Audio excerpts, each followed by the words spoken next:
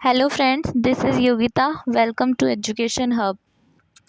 आज का हमारा टॉपिक है रिप्रोडक्शन। और जो ये चैप्टर है ये पेपर में सबसे ज़्यादा मार्क्स का आता है, तो ध्यान से पढ़िएगा।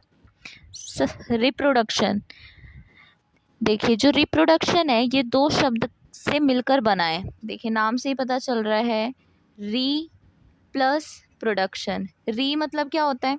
दोबारा।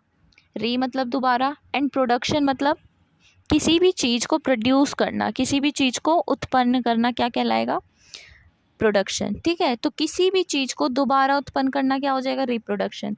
तो रिप्रोडक्शन क्या होता है? ये एक ऐसी प्रोसेस है जिसके द्वारा एक ऑर्गेनिज्म या एक जीव अपने जैसे किसी ऑर्गेनिज्म को जन्म देता है। ठीक है, क्या है रिप्रोडक्शन? ये एक ऐसी प्रोसेस है जिसमें एक ऑर्गेनिज्म अपने जैसे किसी दूसरे ऑर्गेनिज्म को जन्म देता है। तो इसे हम क्या बोलेंगे? इसे बोलेंगे हम रिप्रोडक्शन। जो रिप्रोडक्शन है ये टू टाइप के होते हैं। Reproduction are of two type, asexual reproduction and sexual reproduction. Asexual reproduction and sexual reproduction. ठीक है, रिप्रोडक्शन ये टाइप हमने पढ़ ली है। टाइप ऑफ रिप्रोडक्शन कितने टाइप है? Asexual and sexual. सबसे पहले पढ़ेंगे हम असेक्सुअल रिप्रोडक्शन। देखिए असेक्सुअल रिप्रोडक्शन में क्या होगा? सिर्फ एक पेरेंट इन्वॉल्व होगा। ठीक है, सिर्फ एक पेरेंट होने की वजह से इसे क्या बोलते हैं हम? इसे बोलते हैं हम यूनिपेरेंटल। तो असेक्सुअल रिप्रोडक्शन में यूनिपेरेंट होता है, मतलब सिर्फ एक पेरेंट होता है। सेक्सुअल रिप्रोडक्शन में इसके अपोजिट, असेक्सुअल में यूनी मतलब यूनिपेरेंट होता है, सेक्सुअल रिप्रोडक्शन में मेल एंड फीमेल अलग अलग होती हैं। ठीक है, सेक्सुअल रिप्रोडक्शन में मेल एंड फीमेल अलग होते हैं, जिसकी वजह से ये बाय पेरेंटल होता है। कैसा होता है सेक्सुअल रिप्रोडक्शन? Bye parental. समझ गए इस पॉइंट को? असेक्सुअल रिप्रोडक्शन में सिर्फ एक पेरेंट इन्वॉल्व होगा और सेक्सुअल रिप्रोडक्शन में दो पेरेंट्स इन्वॉल्व होते हैं, इसलिए इसे हम बाय पेरेंटल बोलते हैं। जो सेक्सुअल रिप्रोडक्शन है इसमें मेल एंड फीमेल अलग अलग होते हैं। ठीक है, तो मेल का गैमेट और फीमेल का गैमेट। ठीक है, मेल गैमेट क्या? स्पर्म, और फीमेल गैमेट क्या? ओवम। ठीक है, तो ये मिलते हैं और फिर ये फ्यूज होते हैं। ठीक है, तो मतलब क्या है? मतलब कहने का ये है कि जो सेक्सुअल रिप्रोडक्शन है उसमें फ्यूजन ऑफ गैमेट हो रही है। ठीक है, स्पर्म और एग सेल क्या हो रहे हैं? फ्यूज हो रहे हैं, इसलिए इसे हम बोलते हैं कि fusion of gamete sexual reproduction में होती है। असेक्सुअल रिप्रोडक्शन में यूनिपेरेंट होता है, इसलिए इसमें फ्यूजन ऑफ गैमेट नहीं होती है। ठीक है, सबसे पहले हम असेक्सुअल रिप्रोडक्शन के बारे में पढ़ रहे हैं। ये क्या है? ये यूनिपेरेंटल है, इसमें फ्यूजन ऑफ गैमेट नहीं होता है। ठीक है, और तीसरा जो इसमें न्यू ऑफस्प्रिंग बनेगा, जो न्यू ऑर्गेनिज्म प्रोड्यूस होगा, वो कैसा होगा? वो जेनेटिकली सिमिलर होगा अपने पेरेंट के, मतलब वो अपने पेरेंट्स के सेम होगा। ठीक है, डिट्टो सेम होगा। जेनेटिकली सिमिलर मतलब वो हर उसके जीन्स हर तरीके से वो अपने पेरेंट्स से सिमिलर होगा। ठीक है, तो असेक्सुअल रिप्रोडक्शन क्या होगा? ये यूनिपेरेंटल होता है, फ्यूजन ऑफ गैमेट नहीं होते हैं इसमें, और जो ऑफस्प्रिंग बन रहा है, जो न्यू ऑर्गेनिज्म प्रोड्यूस हो रहा है, वो अपने पेरेंट के सिमिलर होता है। Type of asexual reproduction. Asexual reproduction के कितने टाइप होते हैं?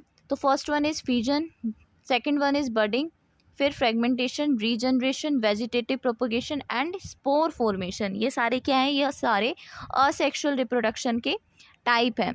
तो अब हम एक एक करके पढ़ेंगे। सबसे पहला है फ्यूजन। फ्यूजन फ्यूजन क्या होता है? सबसे पहले तो इनमें डिफरेंस देखिए। ये है फ्यूजन, और अभी हमने क्या बोला था कि फ्यूजन ऑफ गैमेट। फ्यूजन होता है किसी भी दो चीज़ का मिलना, और फ्यूजन होता है किसी भी एक चीज़ का डिवाइड होना।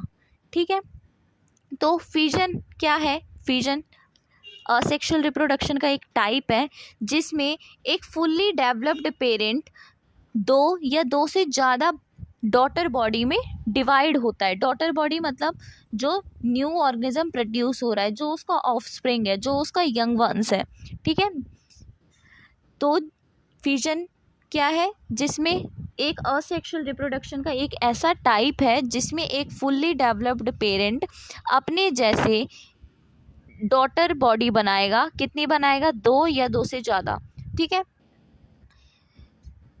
फिजन के टाइप हैं, 2 टाइप का होता है fission, binary fission and multiple fission. देखिए नाम से ही पता चल रहा है बाइनरी। बाइनरी मतलब बाय मतलब होता है 2। ठीक है। बाइनरी फिजन में क्या होगा? जब कोई और पेरेंट 2 भागों में डिवाइड होगा। ठीक है। असेक्सुअल रिप्रोडक्शन का ऐसा टाइप जब पेरेंट जो फुल्ली डेवलप्ड पेरेंट है वो किन्हीं 2 भागों में डिवाइड होगा तो वो हो जाएगा बाइनरी फिजन। और असेक्सुअल रिप्रोडक्शन का ऐसा टाइप जब फुल्ली डेवलप्ड पेरेंट ज़्यादा भागों में या फिर 2 से ज़्यादा भागों में डिवाइड होगा तो उसे बोलेंगे हम मल्टीपल फिजन। ठीक है। बाइनरी मतलब जब पेरेंट 2 भागों में डिवाइड होगा, और मल्टीपल मतलब जब पेरेंट ज़्यादा भागों में डिवाइड होगा तो वो हो जाएगा मल्टीपल फिजन। अब एक एक करके पढ़ेंगे। Binary fission. बाइनरी फिजन अभी बता चुके इसकी डिफाइन की, fission in which fully developed parent body divide into 2 daughter body. ऐसा फिजन जिसमें पेरेंट 2 भागों में टूट के 2 डॉटर बॉडी बना रही है उसे हम बोलते हैं बाइनरी फिजन। एग्जाम्पल है इसका अमीबा। देखिए अमीबा की कोई शेप नहीं होती, इरेगुलर शेप होती है अमीबा की। ठीक है।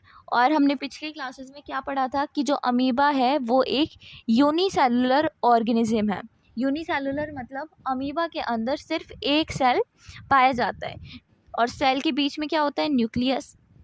सेल मेम्ब्रेन और न्यूक्लियस मेम्ब्रेन के बीच में क्या होता है? साइटोप्लाज्म। ये हम पिछली क्लासेस में पढ़ चुके हैं। ठीक है। ये अमीबा है।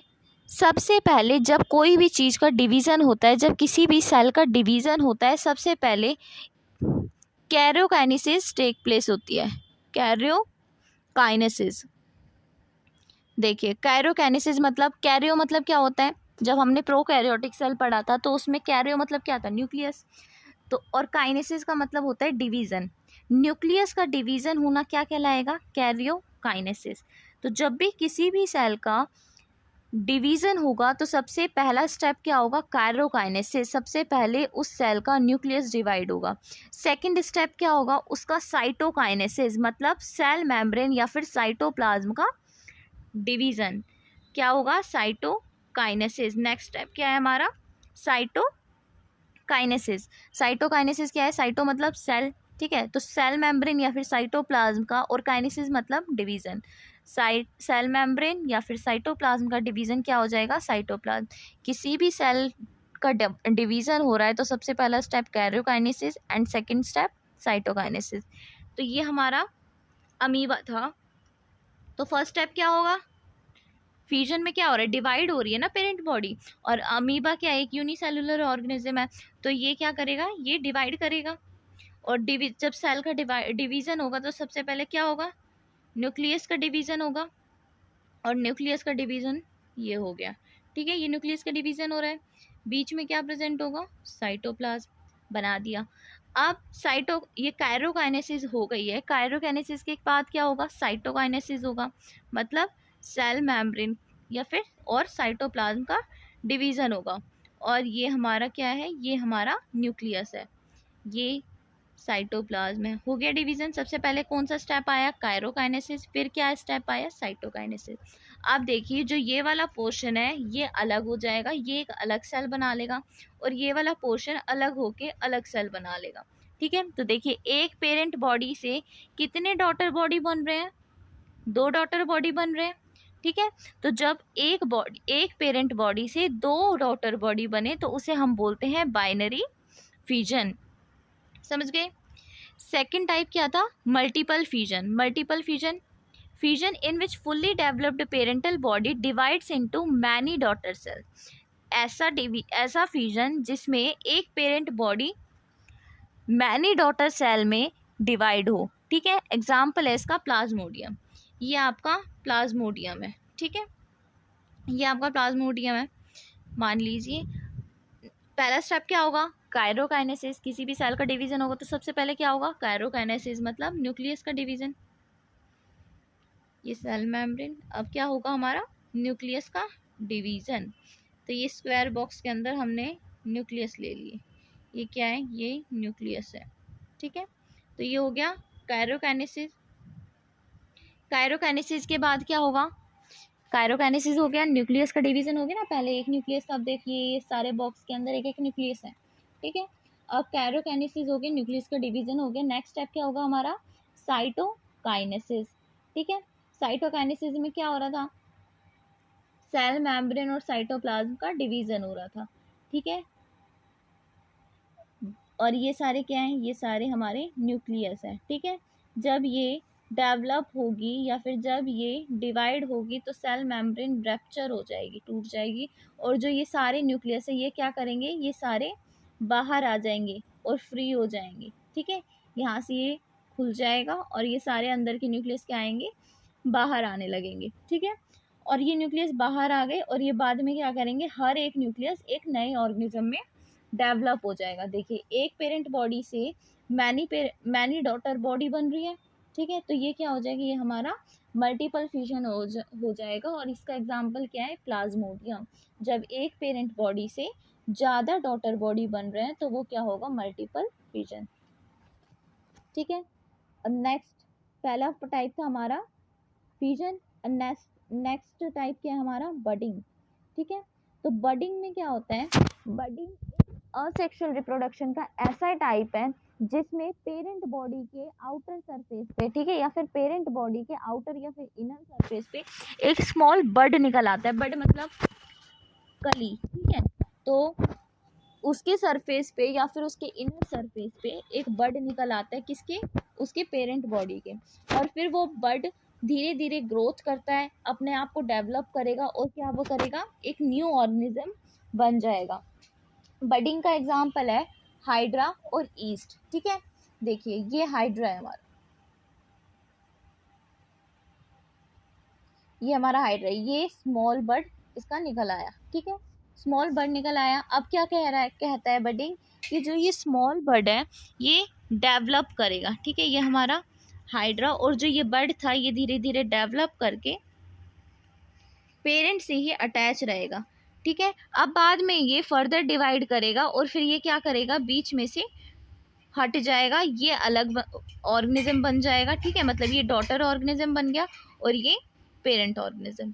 ठीक है, तो बडिंग क्या है? पेरेंट बॉडी में एक स्मॉल एक्स्ट्रा सेलुलर बर्ड निकल के आएगा और बाद में ये बर्ड डेवलप करेगा, ग्रोथ करेगा और अलग एक न्यू ऑर्गेनिज्म बन जाएगा। इस तरीके से जो रिप्रोडक्शन करेंगे उसे बोलते हैं हम बडिंग। नेक्स्ट है हमारा फ्रेगमेंटेशन। फ्रेगमेंटेशन क्या होता है? किसी भी पेरेंट बॉडी का पार्ट्स में डिवाइड होना या फिर पार्ट्स में टूट जाना। देखिए फ्रेगमेंटेशन, फ्रेगमेंट मतलब क्या होता है? टुकड़े। ठीक है, जब किसी पेरेंट बॉडी के टुकड़े हो जाते हैं और हर टुकड़ा एक न्यू ऑर्गेनिज्म बनाएगा तो उसे हम बोलते हैं फ्रेगमेंटेशन। ठीक है, एग्जाम्पल है इसका स्पाइरोगायरा। ठीक है, ये हमारा स्पाइरोगायरा है। ठीक है, ये स्पाइरोगायरा है। क्या बोला अभी हमने? फ्रेगमेंटेशन क्या है? जो पेरेंट बॉडी है वो पार्ट्स में टूट जाएगी, फ्रेगमेंट हो जाएगी। ठीक है, तो ये पार्ट्स में डिवाइड हो गई। ठीक है, ये ऊपर वाला पोर्शन है और ये बीच वाला पोर्शन है और ये नीचे वाला पोर्शन है। अब फ्रेगमेंटेशन में क्या होता है? पेरेंट बॉडी 2 या 3 मतलब पार्ट्स में डिवाइड हो जाएगी और ईच पार्ट, जो हर पार्ट है वो एक न्यू ऑर्गेनिज्म के रूप में बन जाएगा। ठीक है, ये ऊपर वाला पार्ट अपना पूरा ग्रोथ कर लेगा, जो बीच वाला पार्ट है ये ऊपर और अपने नीचे का ग्रोथ कर लेगा, जो नीचे वाला पार्ट है वो बीच वाले और ऊपर वाले हिस्से को डेवलप कर लेगा। देखिए पेरेंट एक था, ठीक है, और ये फ्रेगमेंट होकर मतलब टूट के क्या बना रहा है? पेरेंट एक था और टूट के और ग्रोथ करके ये क्या बना रहा है? 3 ऑर्गेनिज्म बन गए। ठीक है, तो ये किसका एग्जाम्पल है? ये है स्पाइरोगायरा, और ये किसका एग्जाम्पल है? फ्रेगमेंटेशन का। जब एक पेरेंट बॉडी टुकड़ों में टूट जाए या फ्रेगमेंट हो जाए और हर पार्ट एक न्यू ऑर्गेनिज्म बन जाए तो वो होता है हमारा फ्रेगमेंटेशन। ठीक है, नेक्स्ट है रीजनरेशन। देखिए री मतलब अभी शुरुआती लाइन ही हमारी यहाँ से ही स्टार्ट हुई थी, रिप्रोडक्शन। री मतलब दोबारा। ठीक है, और जनरेट मतलब दोबारा बनना। ठीक है। तो दोबारा बनना, जो चीज़ दोबारा बन जाए, ऐसा असेक्सुअल रिप्रोडक्शन जिसमें कोई चीज़ या फिर कोई शरीर का भाग दोबारा बन जाए, तो वो क्या हो जाता है, वो होता है रीजनरेशन। क्या है ये? एक ऐसी प्रोसेस है जिसमें ऑर्गेनिज्म अपने किसी सर्टेन पार्ट को, अपने किसी पार्ट को दोबारा ग्रो कर सकता है। ठीक है। जैसे फॉर एग्जाम्पल जो हमारा लिजार्ड होती है, जो छिपकली होती है, वो क्या करती है, वो अपनी पूंछ को हटा देती है, ठीक है, या फिर उसकी पूंछ कह देते हैं टूट गई, ठीक है, या कट गई। फिर बाद में क्या करती है, वो अपनी पूंछ को रीजनरेट कर लेती है, दोबारा बना लेती है। तो इसे हम बोलते हैं रीजनरेशन। किसी भी पार्ट का दोबारा जनरेट हो जाना, दोबारा आ जाना। जैसे हमारे नेल्स होते हैं, नेल्स को काट देते हैं, फिर वो दोबारा आ जाते हैं, तो ये क्या हो रहा है, वो रीजनरेट हो रहे हैं, दोबारा उत्पन्न हो रहे हैं। ठीक है। एग्जाम्पल क्या हो जाएगा इसका, लिजार्ड। ठीक है। क्या हो रहा है इसमें लिजार्ड में, भाई उसने अपनी पूंछ को तोड़ दिया या फिर कट गई उसकी पूंछ, छोड़ दी उसने पूंछ, ठीक है, तो क्या होता है, बाद में उसकी पूंछ दोबारा मतलब उग जाती है, फिर आ जाती है उसकी पूंछ। तो इस टाइप को हम क्या बोलते हैं, इसको बोलते हैं हम रीजनरेशन। देखिए फ्रेगमेंटेशन और रीजनरेशन में डिफरेंस देखिए। फ्रेगमेंटेशन क्या था, पार्ट्स में डिवाइड हो रही थी और हर पार्ट एक न्यू ऑर्गेनिज्म बना रहा था। इसमें कोई ऑर्गेनिज्म बनाएगा नहीं, जो लिजार्ड है, जो उसकी पूंछ है, वो पूंछ कट के न्यू ऑर्गेनिज्म नहीं बनाएगी, बस वो पूंछ जो कटी है वो तो कटी है, जो उस पूंछ की जगह नई पूंछ आ जाएगी। ठीक है। तो ये क्या हो जाएगा, ये हमारा रीजनरेशन होगा। नेक्स्ट है हमारा वेजिटेटिव प्रोपोगेशन। वेजिटेटिव प्रोपोगेशन क्या है, वेजिटेटिव प्रोपोगेशन एक ऐसी प्रोसेस है जिसमें किसी प्लांट का एक पार्ट उस मतलब किसी प्लांट का एक पार्ट उस जैसे न्यू प्लांट को उगा सकता है। जैसे फॉर एग्जांपल जो पोटैटो होता है, ठीक है, पोटैटो मतलब आलू, जो पोटैटो है बारिशों के मौसम में उसमें बड निकल आते हैं, मतलब वाइट कलर के स्ट्रक्चर निकल आते हैं, ठीक है, उसे हम बोलते हैं आई बड। ठीक है। या फिर पोटैटो की आई बोलते हैं उसे।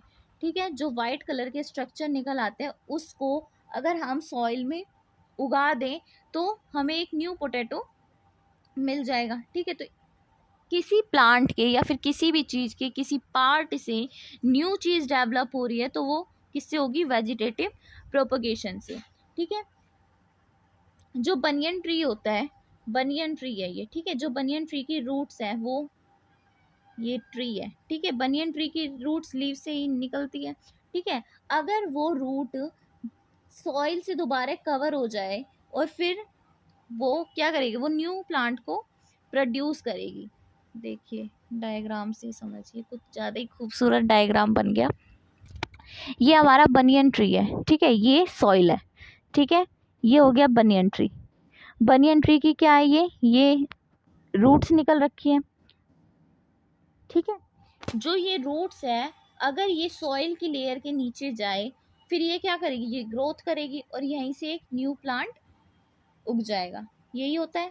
ठीक है। तो इस टाइप का, भाई कौन सा पार्ट था, ये रूट थी जो सॉइल में गई और न्यू ट्री को इसने जनरेट कर दिया, ठीक है, या न्यू ट्री को प्रोड्यूस कर दिया। तो ये ऐसा टाइप क्या होता है, ऐसा टाइप होता है वेजिटेटिव प्रोपोगेशन।